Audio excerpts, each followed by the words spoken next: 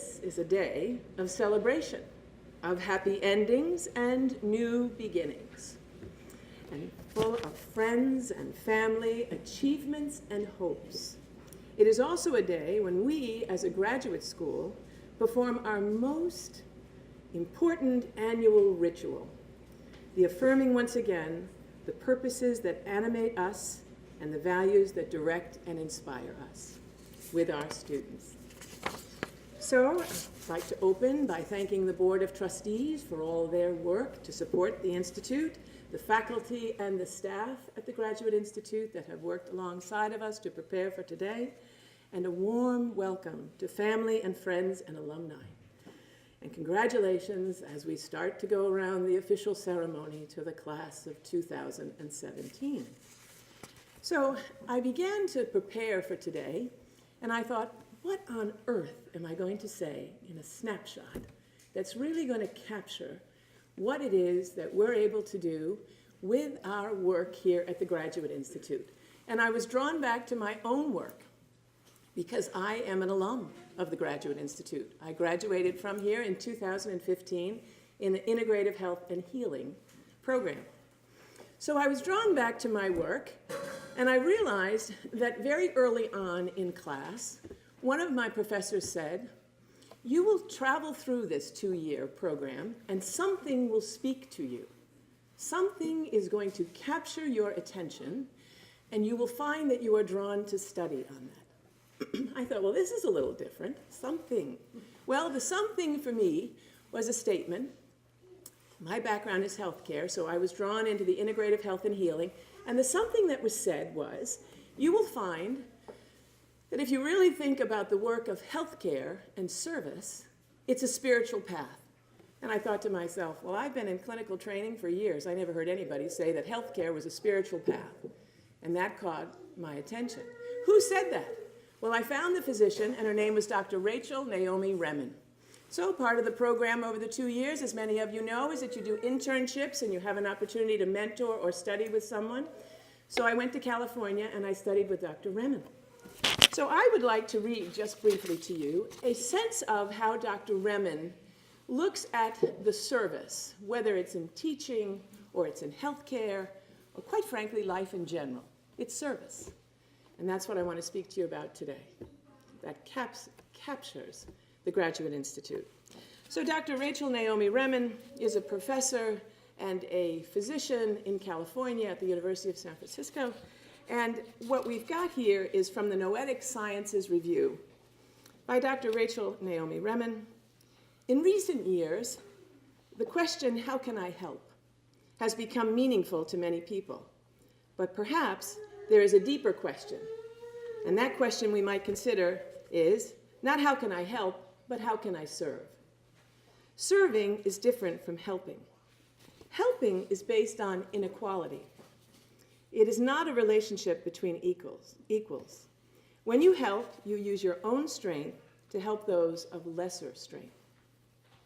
If I'm attentive to what's going on inside of me when I'm helping, I find that I'm always helping someone who's not as strong as I am, who is needier than I am.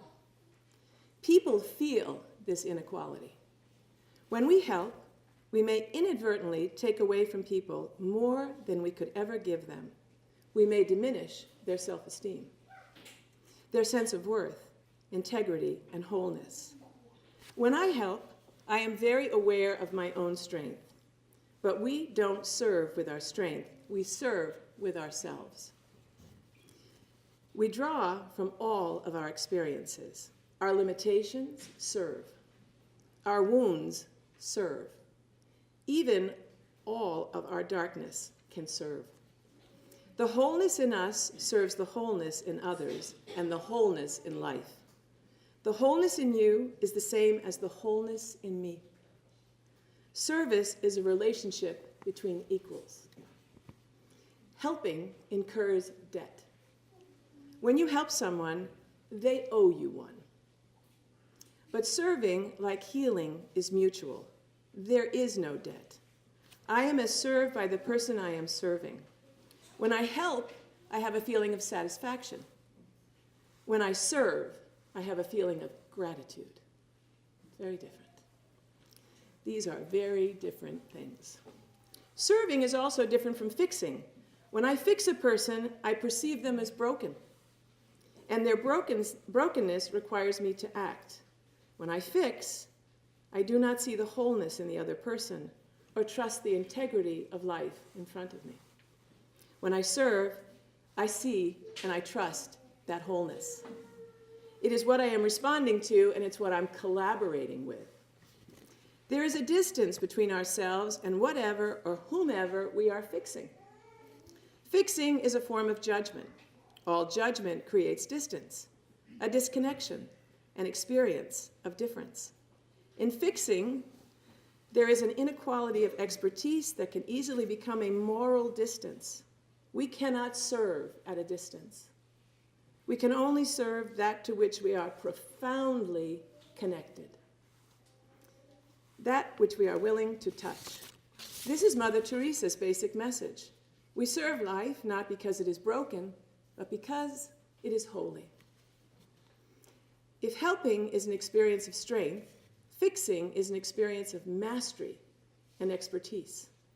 Service, on the other hand, is an experience of mystery, surrender, and awe. A fixer has the illusion of being casual. A server knows that he or she is being used and has a willingness to be used in the service of something greater, something essentially unknown. Fixing and helping are very personal, and they are very particular, concrete, and specific. We fix and help many things in our lifetime, but when we serve, we are always serving the same thing. Everyone who has ever served through history of time serves the same thing. We are servers of the wholeness and the mystery of life. The bottom line, of course, is that we can fix without service, and we can help without serving. And we can serve without fixing or helping. I think I would go so far to say, Dr. Remen puts it, that fixing and helping may often be the work of the ego, and service the work of the soul. They may look similar if you're watching from the outside, but the inner experience is entirely different. The outcome is often different too. Our service serves us as well as others. That which uses us strengthens us. And over time, fixing and helping are draining and depleting. And over time, we burn out. Service is renewing. When we serve, our work itself will sustain us.